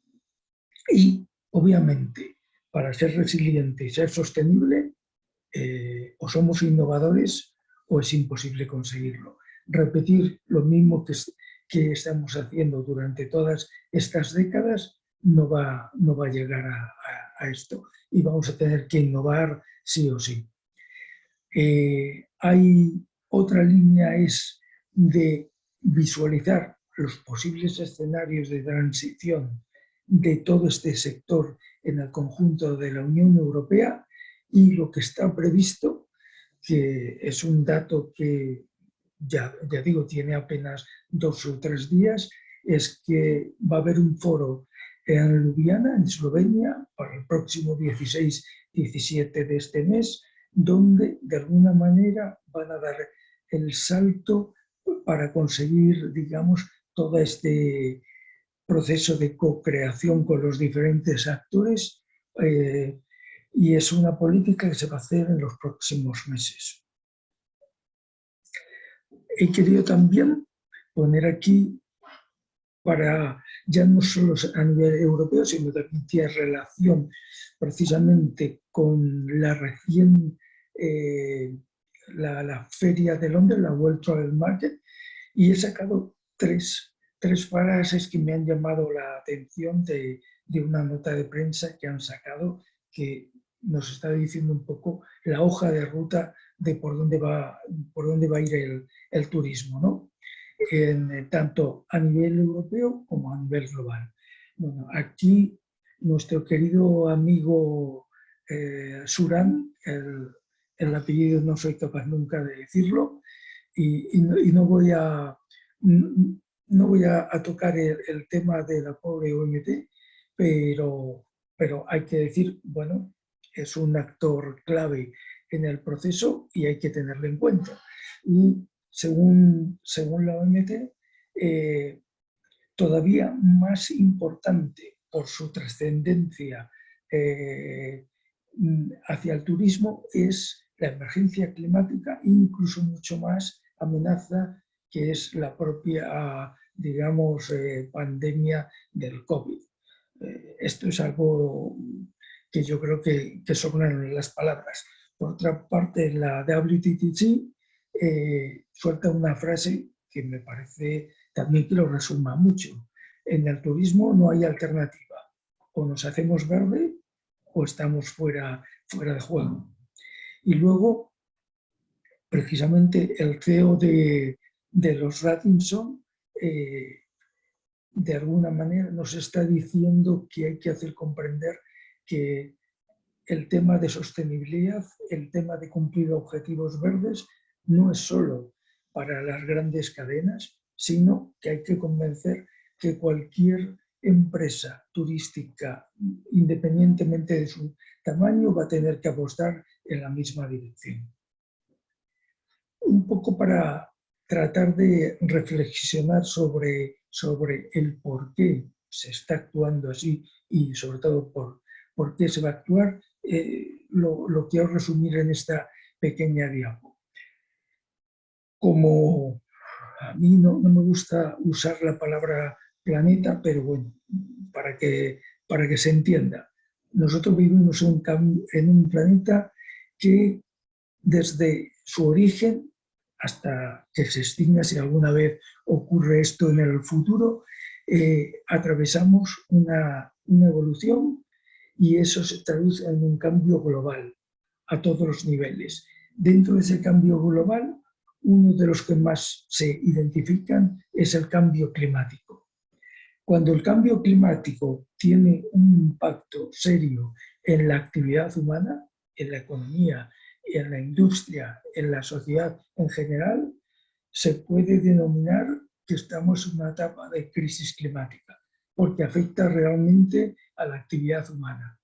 Y esa crisis climática se traduce en una respuesta a través de una emergencia climática y, por ejemplo, en el caso europeo, se viene con una respuesta a través de lo que se llama el European Green Deal, que es el Pacto Verde Europeo. Esto es un poco para que se entienda de que hay muchas veces que se utilizan los mensajes de proteger el planeta, hacerlo por el planeta, y yo creo que la situación es diferente. Los primeros que nos tenemos que salvar somos nosotros porque necesitamos sobrevivir, y para eso, obviamente, si no protegemos nuestro hábitat, nuestro entorno, no hay nada que hacer. Y por eso yo creo que es imprescindible tener que pensar que hay que actuar. Y obviamente el turismo también. Bueno, cuando he intentado buscar fondos económicos, políticas de actuación específicas para las empresas turísticas, la verdad que además de romperme la cabeza, no he conseguido nada específico. Y por lo que yo estoy viendo, por lo que me comentaron de la oficina del Pacto Verde Europeo, a partir de este 17 de noviembre es cuando será el salto para definir un plan de acción específico para el turismo dentro del Pacto Europeo. Entonces, yo me imagino que después de esta fecha vamos a tener algo más concreto, aunque imagino que va a ser todavía políticas demasiado genéricas. Pero bueno, resumiéndolo, las actuaciones del Pacto Verde y su relación con los fondos Next Generation de Europa trabajan primero esos fondos, van de Comisión Europea al Gobierno de España, el Gobierno de España los transmite de alguna manera a las comunidades autónomas y las comunidades autónomas lo transfieren a destinos que ya sean comarcas, municipios o cualquier otra entidad territorial. Lo que hay actualmente aprobado ya desde hace, bueno, el año pasado hubo algo, pero específicamente este año son los famosos planes de sostenibilidad turística, que tratan un poco de revertir la situación actual de los destinos y enfocar que el desarrollo sea hacia un turismo mucho más sostenible. Por dar un dato más o menos orientativo, normalmente los presupuestos de estos planes, dependiendo de qué tipo de destino, bien por número de, llamémoslo, de oferta, del tamaño de la oferta turística, del tipo de territorio y del nivel de madurez de ese destino, pueden oscilar más o menos estas ayudas entre 1 y 5 millones de euros, si no me equivoco mal. Hablo de memoria, ¿no? Creo que, Aurora, corrígeme, creo que Valencia anda por 5 millones el presupuesto, ¿no? Y, por ejemplo, si no recuerdo mal, una comarca como es la Liébana, en Picos de Europa, en Cantabria, estaban entre 1,5 millones, 2 millones de euros, que es una cifra bastante importante. Bueno, pues de estos presupuestos de los planes de sostenibilidad turística, de ahí hay que sacar las posibles líneas de financiación, bien de subvención, bien de préstamos, etcétera, a las diferentes empresas turísticas que, digamos, habitan o que se ubican dentro de estos destinos turísticos. ¿Qué porcentaje? No tengo ni la más remota idea, porque cada plan de sostenibilidad tiene una serie de líneas de trabajo y dependerá de cada uno, ¿no? Lo que sí que es cierto es que la gran mayoría del presupuesto se enfoca al sector público y a las administraciones locales, que de ahí sacarán una serie, me imagino, de licitaciones, de convocatorias para ayudar a las diferentes empresas a poder responder a este cambio o esta transición verde de todo el turismo. Entonces, hay que tener en cuenta de que dependemos, si somos una empresa turística, justamente y específicamente de estos planes. Y, de alguna manera, también cabe decir que dentro de estos planes hay que ver de que en la diapositiva primera, segunda que puse, donde ponía el porcentaje que iba a transición verde, a digitalización y demás, una empresa turística como cualquier otra empresa que exista en el país podrá beneficiarse de estas ayudas independientemente de que sea turística. Pero, aparte, específicamente, los planes de sostenibilidad van a poder ayudar a empresas turísticas concretas para poder, de alguna manera, recibir esta ayuda. Bueno, ¿qué es lo que realmente hace el Pacto Verde Europeo? Bueno, una nueva regulación a nivel europeo y obviamente a nivel España y todos sus territorios, que lo que está haciendo es crear una nueva fiscalidad llamémoslo, más sostenible, más verde. Que de alguna manera lo que nos está diciendo es que el turismo ha pasado de ser la famosa industria sin chimeneas, que nunca lo ha sido realmente, pero se ha vendido como tal, a ser una industria que contribuye solo en gases de efecto invernadero entre un 8 y un 10% a nivel mundial. Que suena poco, 8 y un 10%, pero sin embargo, en términos de metros cúbicos de gases, es una cifra bastante considerable. Curiosamente, y basándome en el caso concreto que se ha hecho del cálculo de la huella de carbono de Valencia, que me sorprendió muchísimo los estudios que hay realizados por Omnium con Visit Valencia, ¿no? Hablo de memoria, pero creo que más o menos el impacto de gases de efecto invernadero, el 80% de esos gases se producían de los viajes a llegar a destino, no dentro del destino.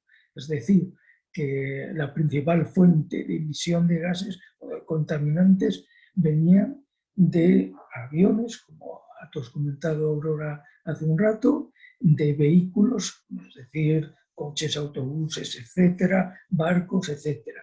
Y dentro del destino esa cifra era comparativamente casi ridícula, ¿no? Entonces hay que saber actuar un poco por ahí, ¿no? Yo me quería decir aquí una de las ideas que me ha llamado mucho la atención, y es que, claro, no podemos actuar en un destino si no tenemos la medición del impacto que hace sobre su huella de carbono. El caso de Valencia me sorprende gratamente porque creo que es la primera vez que se mide exactamente cuál es la huella de carbono, y eso nos va a permitir de alguna manera en definir las herramientas para poder compensarla. Y de hecho, una de las ideas es precisamente hacer un blockchain, una especie de criptomoneda verde, de que cualquier acción que tenga que ver con el turismo dentro del destino se pueda compensar con otros servicios, llamémoslo, no de servicios ambientales, pero sí de que tenga una traducción en mitigar de alguna manera el impacto ambiental de este tema. Bueno, una cosa que me gustaría dejar claro es que la traducción de compensación de esa huella verde es precisamente aplicar, digamos, la sostenibilidad en el tema. Esto, Aurora, ¿me puedes permitir un segundito nada más que se me ha olvidado coger una cosa? Nada más que un minuto.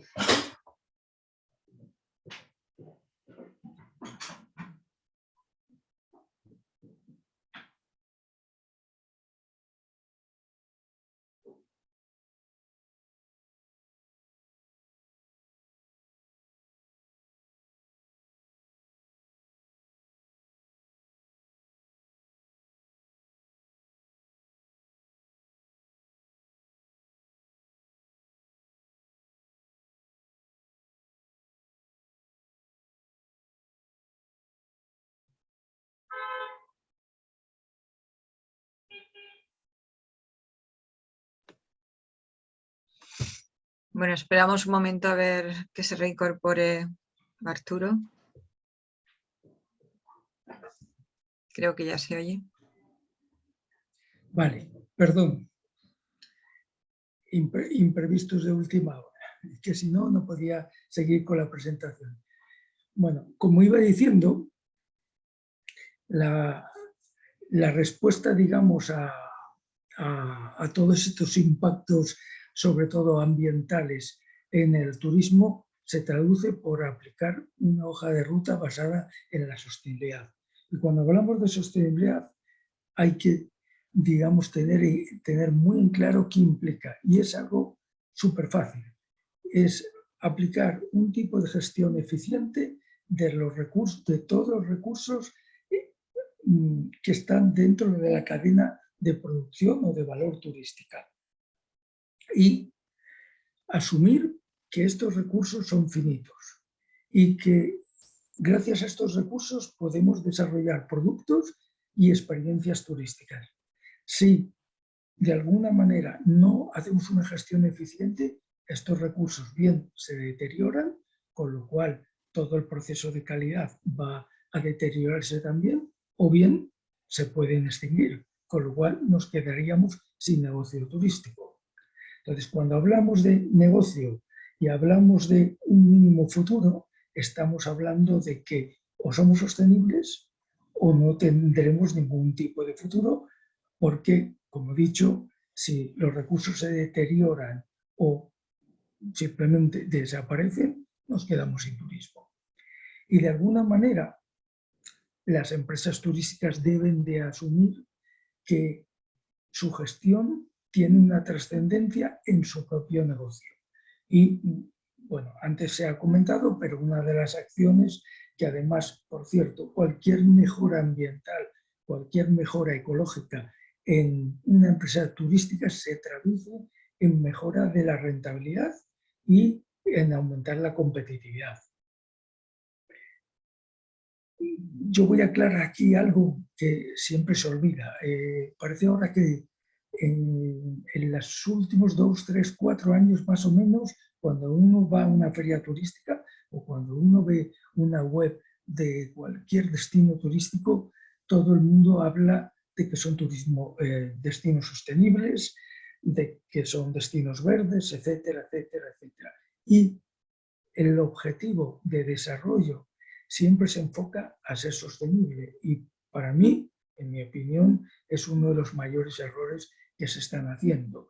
La sostenibilidad no debe ser un objetivo, sino que la sostenibilidad es el instrumento o la herramienta para poder llegar a ser exitosos.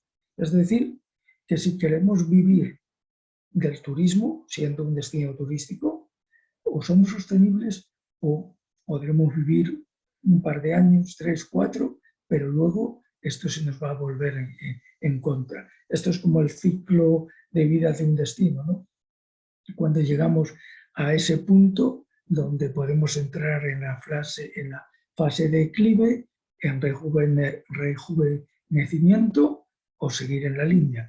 Bueno, la sostenibilidad lo que nos ayuda es precisamente a poder seguir creciendo de una forma, iba a decir consciente, no me gusta la palabra, pero para no repetir, de una forma sostenible para poder tener siempre futuro y no terminar precisamente con nuestro propio destino. Y para eso hay que cambiar el nivel de comunicación que se está haciendo en turismo general y en las empresas en particular. Se empeña en vender destinos como sostenibles, en hacer, por ejemplo, hoteles o restaurantes sostenibles, cuando el consumidor final, el turista, no es capaz de percibirlo. Lo que el turista percibe son aquellos beneficios tangibles que de alguna manera le hacen entender que si compra un turismo sostenible se va a beneficiar más que si el destino o la empresa no es sostenible. O empezamos a cambiar nuestra forma de comunicar la sostenibilidad o si no vamos a avanzar en lo absoluto. Y bueno, cuando hablamos de futuro precisamente y sostenibilidad, debemos de estar pensando en el presente. Ahora estamos construyendo lo que va a pasar dentro de 1, 2 o 20 años o 40 años. Hasta ahora, en general, sobre todo el turismo convencional, jamás ha hecho este ejercicio. Es hacer el negocio para hoy y mañana ya veremos qué pasa. Bueno, esto está visto que no funciona. Nada más que por dar un dato específico que, bueno, se ha mencionado un poco antes, tratar de ver la correlación que existe entre la empresa, el destino turístico y su entorno natural y social, que no se puede disgregar. Y para eso, de alguna manera, tenemos que tener en cuenta, por ejemplo, en el tema de la restauración, sí que si queremos cumplir precisamente con la hoja de ruta del Pacto Verde Europeo y sobre todo y especialmente lo que la demanda está exigiendo y cada vez va a exigir más, es en este caso una restauración que sea de una agricultura, una ganadería orgánica, que los procesos de producción sean de tipo biológico más que químico, alimentos kilómetro cero y una economía circular. Voy acelerando porque nunca me doy cuenta del tiempo y sé que ya estoy en el límite. Bueno, decir de alguna manera, otra vez a insistir, la importancia que hay. Primero, nos encontramos en una etapa totalmente disruptiva y esto es un factor que nos ayuda muchísimo a dar este salto que todavía no lo ha hecho el turismo. O digamos que lo ha hecho, pero a una velocidad mucho más lenta de lo que se debería esperar, ¿no? Y vuelvo a insistir que debemos de saber comunicar estos valores que hacen que destinos y empresas puedan ser realmente sostenibles.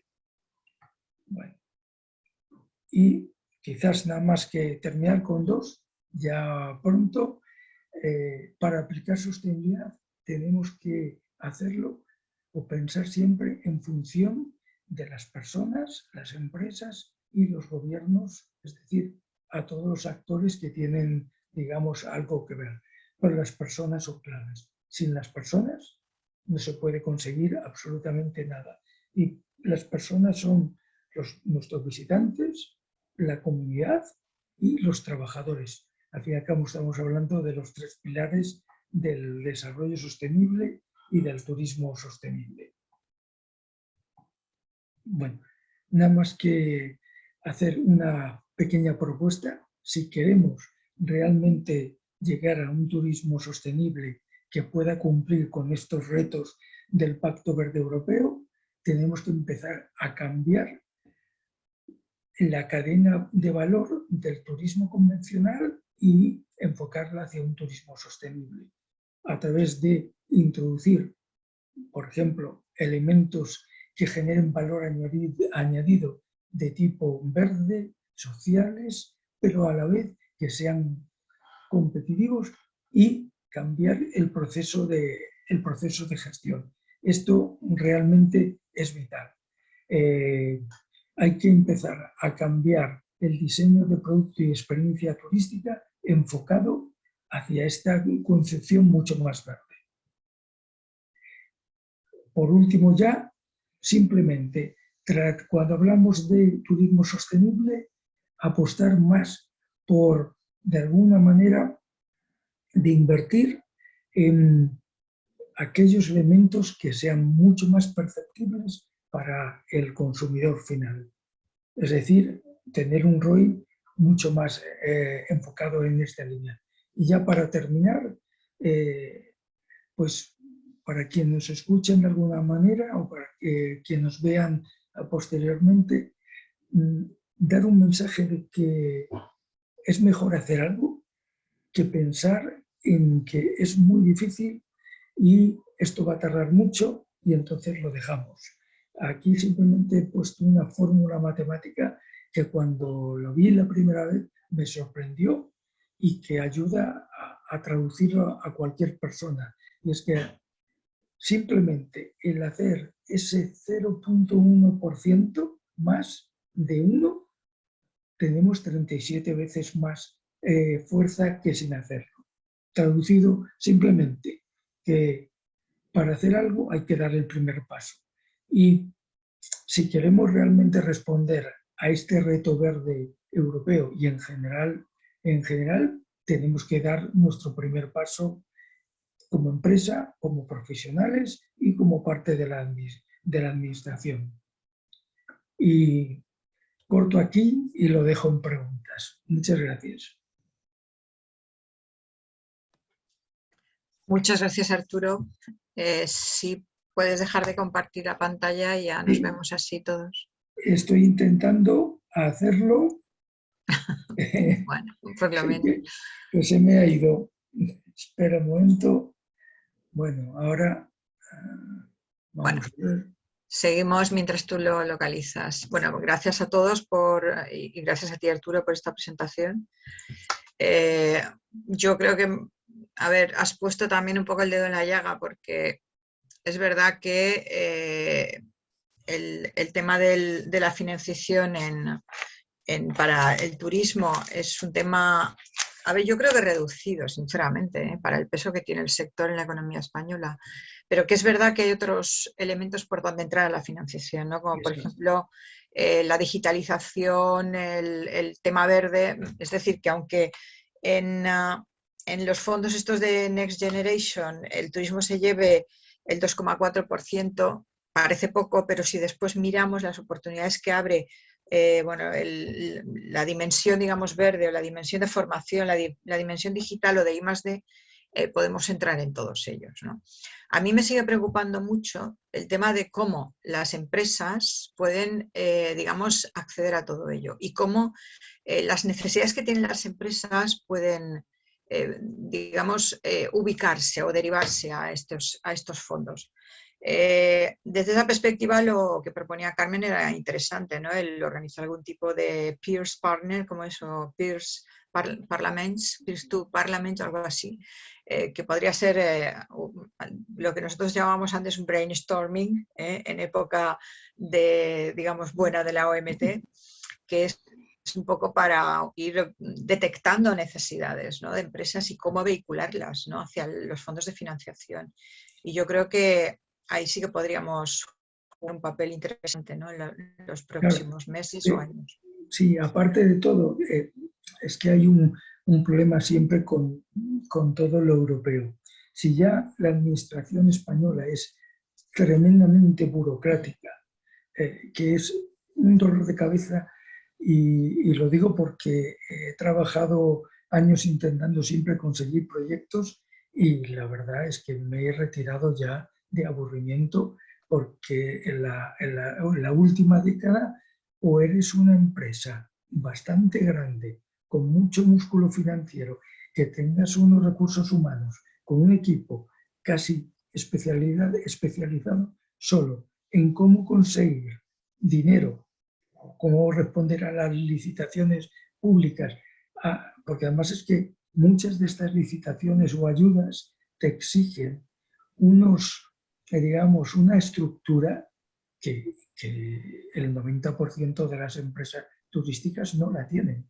O sea, es imposible. No sé, si a alguno le piden facturar, me invento ahora, 400.000 euros al año para tener un acceso a una serie de ayudas, nos hemos quitado a lo mejor ya un 80% de las empresas. Entonces, esto es una de las cosas que a mí me da la sensación siempre que las administraciones públicas españolas, y ya no digamos las europeas, viven en otro escenario que no es el real. Porque si queremos realmente una transformación verde del sector, tenemos que pensar, como decía Juan Carlos, que es que en Europa el 99% de las empresas son pymes.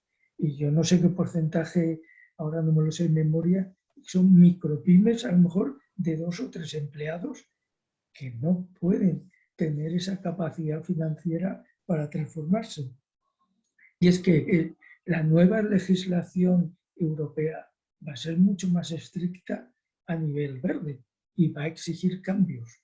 Y obviamente, si estas pymes no tienen ayuda, va a ser complicado, muy complicado. Sí, en eso estoy de acuerdo contigo.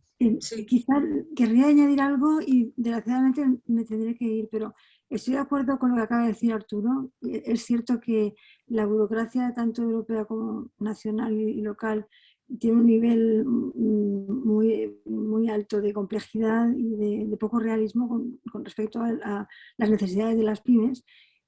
Pero creo que, bueno, quizá también lo que podríamos explorar es organizar algo con la ayuda de Europe Direct Valencia, porque ellos tienen bastante información, bastante capacidad, precisamente dedicado a las pymes valencianas para intentarles ayudar a la hora de conseguir fondos europeos en estos temas de Pacto Verde Europeo. Y evidentemente yo sé que a vosotros os interesa sobre todo la dimensión del turismo, pero creo que Europe Direct nos puede ayudar mucho a la hora de divulgar la información sobre cómo acceder a fondos europeos, sabiendo que es algo extremadamente complejo. Sí, Y creo que pues, tendré que muchas dejarlo. gracias. Mucho. Vale, pues nada, Como muchas como gracias, sabes, Carmen. gracias Sí, a creo todos. ¿Eh? que podría A ser. vosotros por... Venga, nada, y gracias por participar. Nada, seguimos en contacto. Bueno, pues la propuesta de Carmen yo creo que puede ser interesante para difusión y ayuda de esos fondos y ayudar a la pequeña y mediana empresa. No sé si hay alguna otra pregunta por ahí.